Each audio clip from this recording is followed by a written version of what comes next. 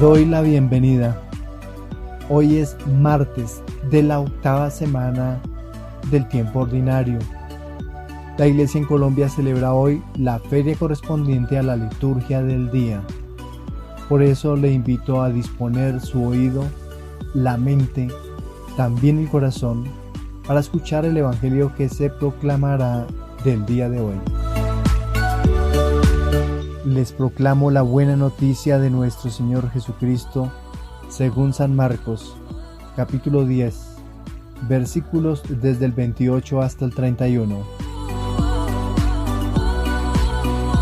Pedro le dijo a Jesús: «Tú sabes que nosotros lo hemos dejado todo y te hemos seguido».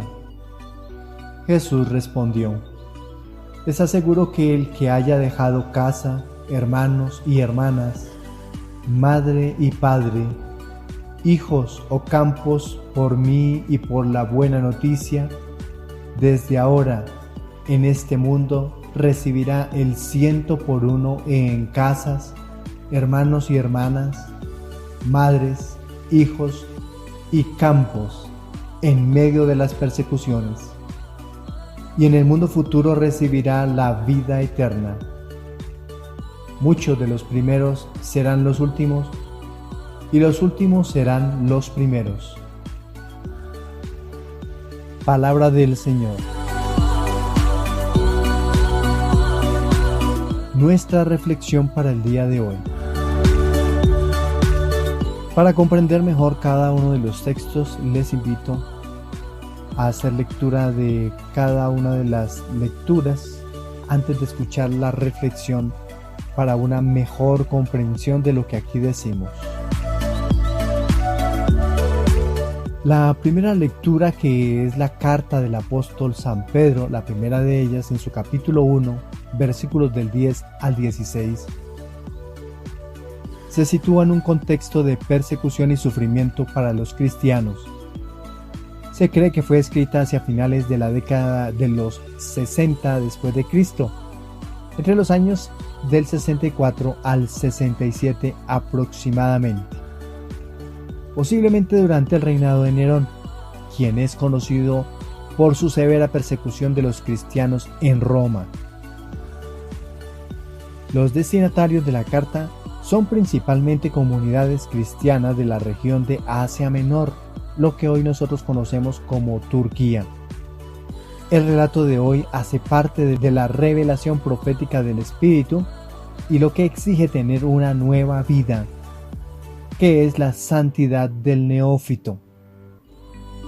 La carta tiene un tono pastoral y exhortativo con el propósito de alentar y fortalecer a los creyentes que enfrenten dificultades. Pedro, considerado uno de los principales líderes de la iglesia primitiva y apóstol de Jesucristo, escribe para recordarles la esperanza que tienen en Cristo y la necesidad de vivir vidas santas y obedientes, incluso en medio del sufrimiento. Pedro se dirige a los cristianos dispersos de la diáspora, probablemente en Asia Menor, que enfrentaban hostilidad y persecución. El contexto es uno de lucha y prueba, donde los creyentes necesitaban ser animados y mantener su fe y esperanza en la gracia que les será revelada en la venida de Cristo. Vamos a entrar en cada uno de los versículos que está compuesto el texto de hoy para una mejor comprensión del tema. Veamos los versículos del 10 al 12. Estos versículos destacan el rol de los profetas del Antiguo Testamento que, inspirados por el Espíritu de Cristo, hablaron de los sufrimientos y la gloria futura del Mesías. Este pasaje subraya la continuidad entre el Antiguo y el Nuevo Testamento, mostrando que la salvación revelada en Jesucristo fue anticipada y preparada a lo largo de la historia. En los primeros 3 versículos, del 10 al 13, vamos a encontrar una palabra griega importante: los profetas que profetizaron acerca de la gracia. El autor sagrado utiliza la palabra charis para hablar de gracia. Charis. Este término es fundamental en el pasaje refiriéndose a la misericordia inmerecida de Dios revelada a través de Jesucristo. También ya en el versículo 13 nos dice: por tanto, ceñid los lomos de vuestro entendimiento, sed sobrios y esperad perfectamente en la gracia. Nuevamente la misma palabra gracia que os será traída cuando Jesucristo sea manifestado. La invitación que nos hace el autor es: por tanto, ceñid los lomos de vuestro entendimiento, sed sobrios. El autor sagrado utiliza la palabra griega nepontes, refiriéndose a sobrios. Pedro está llamando a los creyentes a ser sobrios, es decir, a tener un juicio claro y una mente disciplinada en la espera de la revelación de Cristo. Este versículo 13, en él Pedro exhorta a los creyentes a preparar sus mentes para la acción y a ser sobrios. La expresión ceñid los lomos de vuestro entendimiento es una metáfora que implica estar preparados y alertas, listos para actuar conforme a la esperanza que tienen en la revelación futura de la gracia en Jesucristo. Y culmina el relato con los versículos del 14 al 16.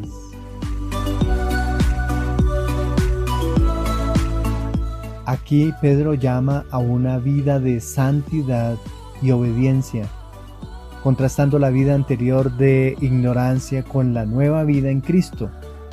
La referencia a sed santos, porque yo soy santo, está citando el autor sagrado al libro del Levítico, uno de los libros del Pentateuco, en su capítulo 11, versículos del 44 al 45, y también en el mismo libro del Levítico, en el capítulo 19, versículo 2, enfatizando que la santidad es una respuesta a la llamada de Dios y un reflejo de su naturaleza. Aquí el autor sagrado utiliza la palabra agioi para hablar de santidad o de santos. Es una llamada a ser santos, en una invitación a reflejar el carácter de Dios en la vida cotidiana. Todos los días debemos reflejar el ser descendientes, el ser creación de Dios. Al profundizar los textos que nosotros hemos proclamado hoy, que hemos leído de esta primera lectura, vamos a encontrar tres temas importantes. 1. La continuidad de la revelación. 2. La preparación mental y espiritual. Y por último, un llamado a la santidad. Hablemos de cada uno de ellos. Continuidad de la revelación. La carta de Pedro destaca que la gracia y salvación revelada en Cristo son el cumplimiento de las profecías del Antiguo Testamento. Esto muestra la coherencia y unidad del plan de Dios a través de la historia. En segundo lugar, encontramos una preparación mental y espiritual. La carta de San Pedro urge a los creyentes a preparar sus mentes y ser sobrios, viviendo con esperanza en la gracia que será revelada en Cristo. Este llamado a la sobriedad y preparación es relevante hoy en día, invitando a los cristianos a vivir con propósito y vigilancia espiritual. Y el último de los temas, un llamado a la santidad. Este llamado a la santidad es central en el pasaje.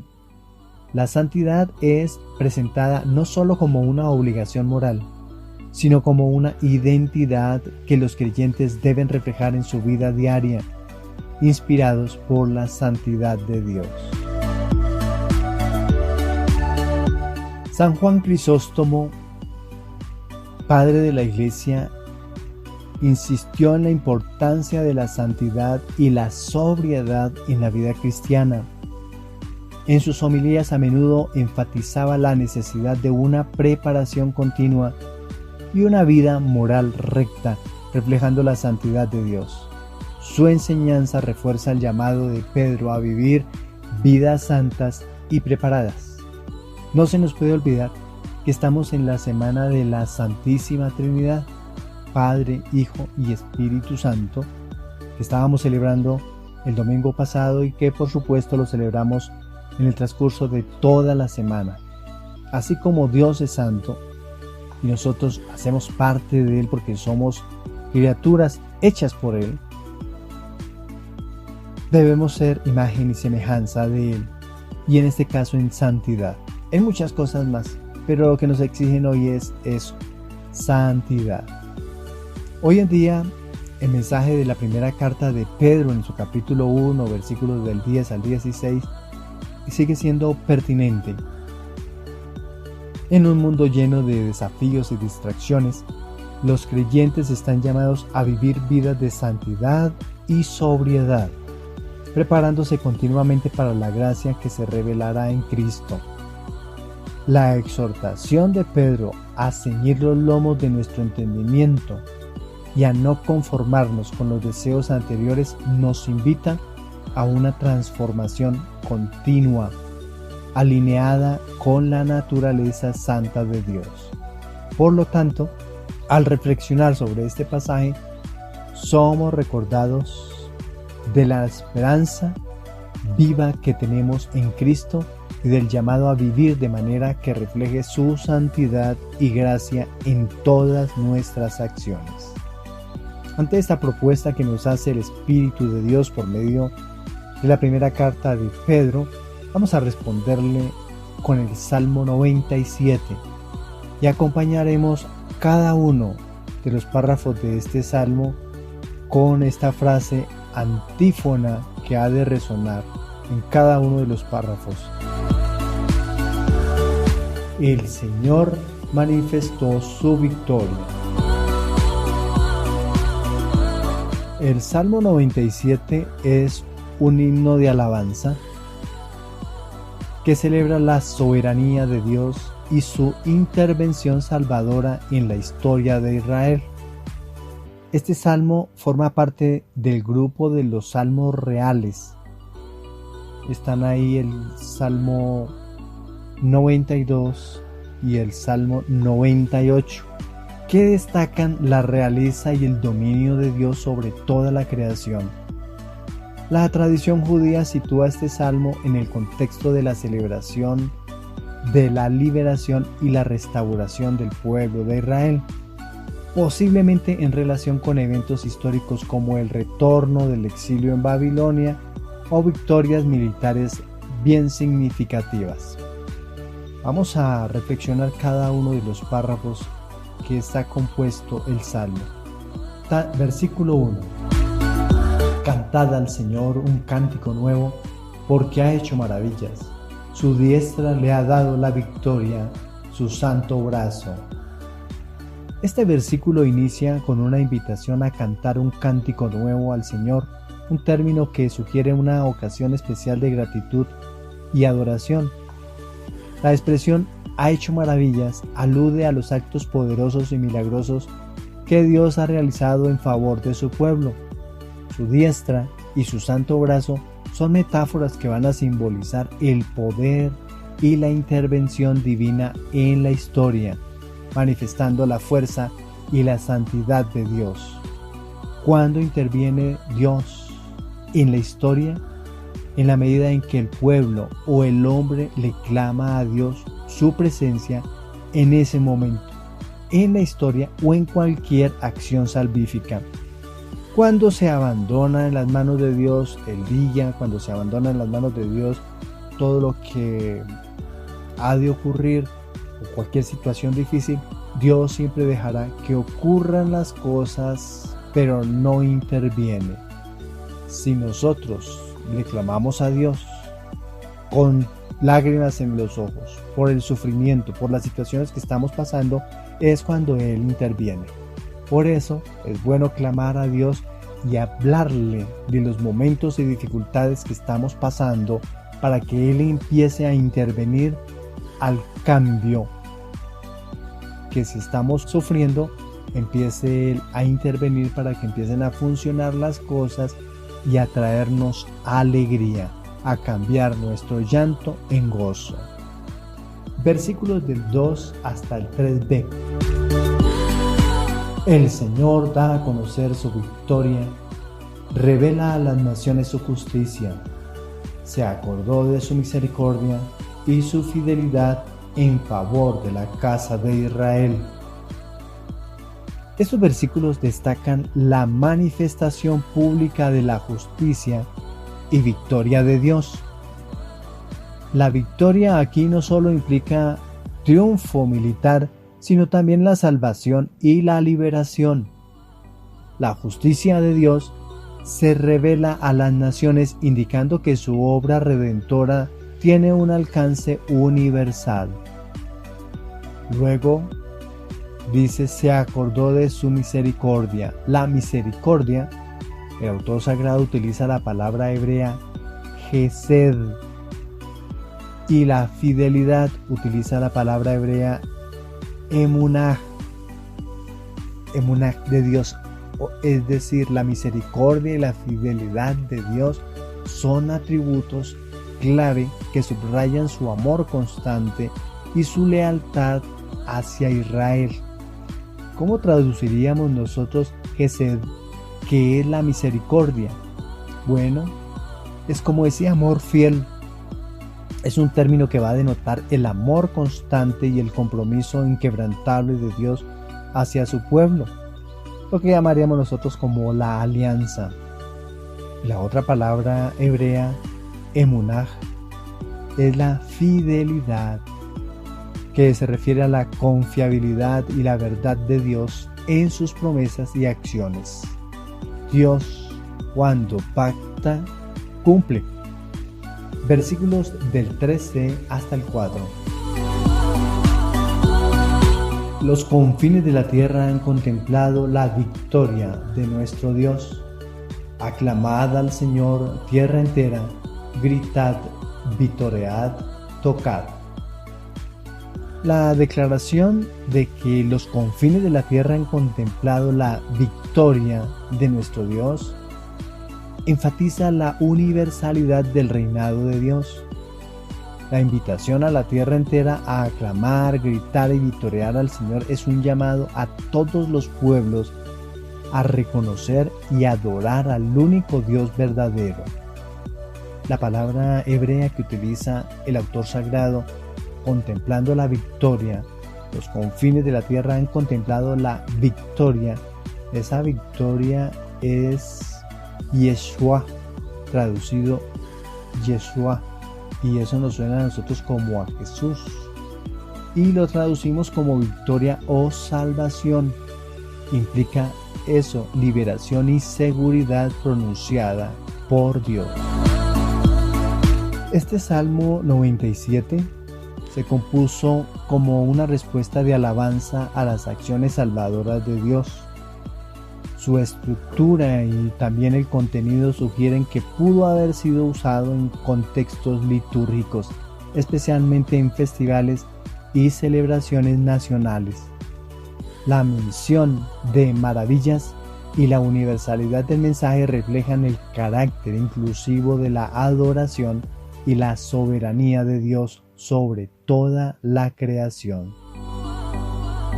Este salmo nos invita a reconocer y a celebrar las obras poderosas de Dios en nuestra vida y en el mundo.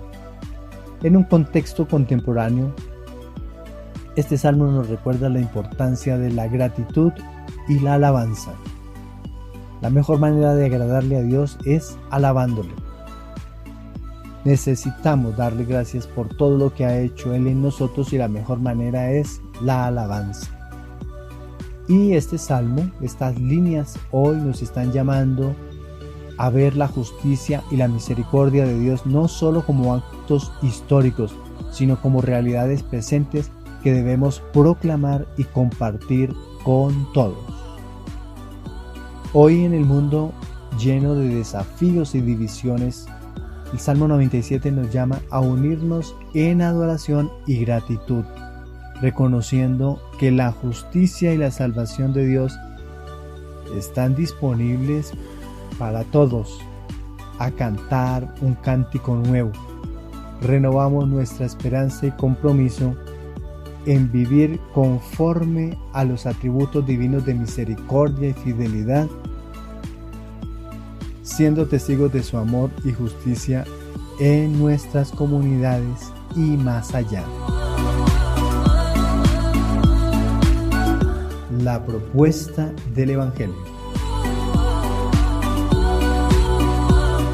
Bueno, hoy continuamos el discurso que nos traía el Señor desde ayer para hacer parte de este viaje que ha emprendido por el camino, ciertas condiciones para heredar la vida eterna y tener un tesoro en el cielo, en otras palabras, la salvación. Esto lo encontramos nosotros en el Evangelio que hemos proclamado hoy del evangelista San Marcos, en su capítulo 10, versículos desde el 28 hasta el 31. El camino de Dios, cuenta el Evangelio, es felicidad eterna. Alcanzar la salvación implica hacer las cosas bien, no tener apego alguno, solo poner la mirada en el rostro del Salvador, amar la creación, pensando en que la meta nuestra es volver al origen desde donde venimos. Vivamos entonces con eterna salvación, siendo felices, sirviendo a los necesitados de nuestra casa y enseñando la persona de Jesús, mostrando misericordia y compasión por quienes sufren. Muchos primeros serán últimos y muchos últimos primeros. Podemos explicarlo de la siguiente manera. Los primeros para nosotros han de ser amados y servidos para que haya necesidad de que seamos primeros en la restauración de la humanidad. Hoy tenemos la continuación del Evangelio de Marcos, de estos días anteriores, habiendo dicho Jesús que le será difícil a un rico entrar en el reino de los cielos. Pedro entonces aprovecha para cuestionar qué pasaría con ellos si lo dejaron todo por seguirlo. Su respuesta es: quien deja familia y bienes por él y por el anuncio de la buena noticia, recibirá más. Podemos ver que cuando empezaron el anuncio de la resurrección, se empezaron a formar comunidades grandes, numerosas. De esta manera, todos se convirtieron en familia, hijos del mismo Padre. Traemos a colación una frase de Jesús: mi madre y mis hermanos son los que escuchan la palabra de Dios y la ponen en práctica. Pero se añade a esta alegría de la gran familia de Jesucristo persecuciones. Ante esta realidad de querer callar la noticia de la resurrección, muchos llegaron a dar la vida sumergiéndose en el martirio. Los apóstoles animan a quienes participan de las reuniones de las diversas comunidades para alivianar el temor a la muerte. Prometieron vida eterna al final de sus días. Para hacer parte de este viaje que ha emprendido el Señor por el camino del anuncio público, encontramos ciertas condiciones para heredar la vida eterna y tener un tesoro en el cielo, en otras palabras, la salvación. ¿Tú recuerdas el nombre del hombre que se postró delante de Jesús para que se desarrollara el discurso? Pues no tenía nombre, porque su dignidad, su personalidad, su valor era el dinero. Por eso, el autor sagrado simplemente no escribió el nombre porque sí, o habló de alguien simplemente porque no quería meterse en la vida de nadie. No. El autor sagrado, cuando hace las cosas, los hace con un fin teológico. Cuando no tiene nombre, cuando no pone un nombre, tiene una razón de profundidad.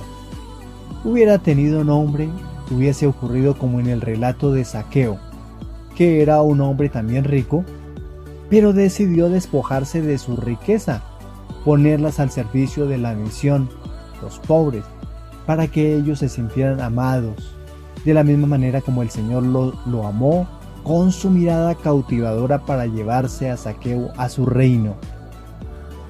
Mientras que el hombre rico, también amado por Jesús, y su mirada no se dejó cautivar, no descubrió el tesoro de los pobres que son amados por el Señor. Después del discurso le quedó sonando a Pedro la disertación y supongo que él se preguntaría: ¿y nosotros qué? Lo vemos en el versículo 28. Pedro se puso a decirle: ya lo ves, nosotros lo hemos dejado todo y te hemos seguido. Supongo que Pedro y sus hermanos cumplirían los mandamientos.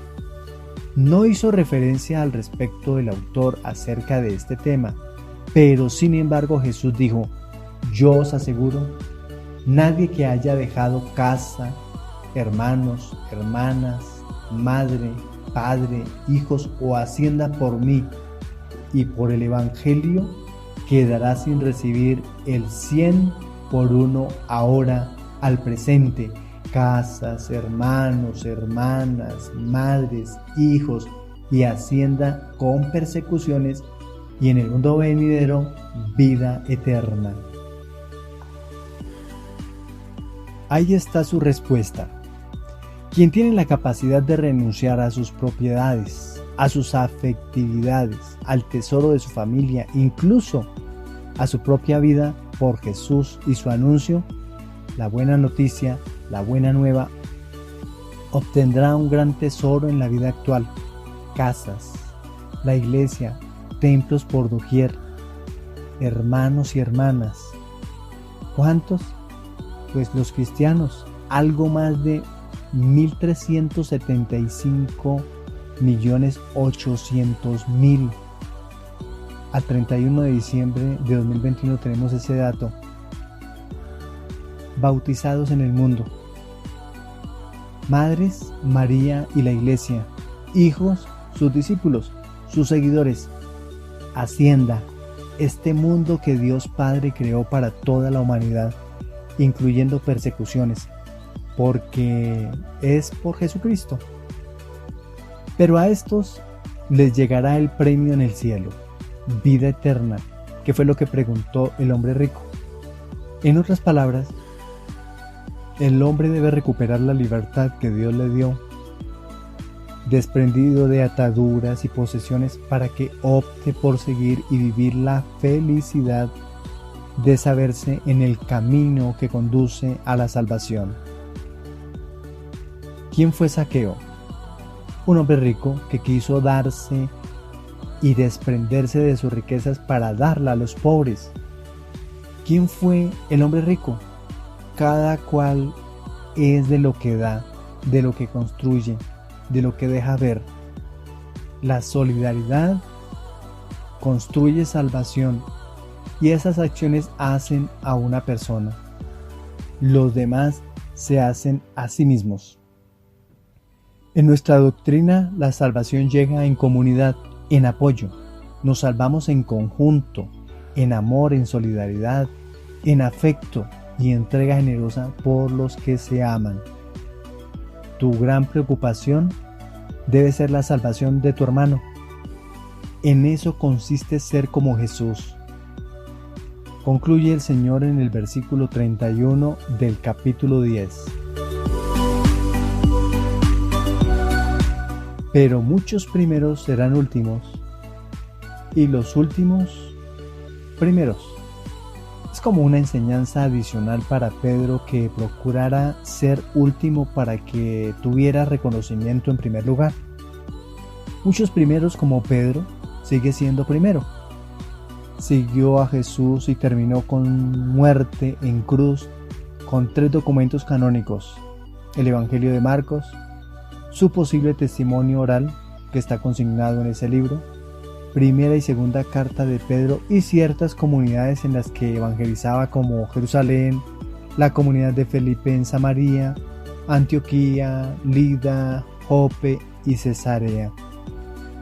Pero algunos últimos, como Pablo, no fue discípulo de Jesús, pero el resucitado lo hizo apóstol con toda la sabiduría que le transmitió el Espíritu Santo el día de su conversión. También murió por la causa de Jesucristo, esta vez decapitado. Con cerca de 14 documentos canónicos, el testimonio de la vida de la Iglesia de Pablo, escrito por Lucas en los Hechos de los Apóstoles, y 13 documentos más de cartas que han dado luz para construir, para resumir, para ordenar la doctrina de la Iglesia Católica.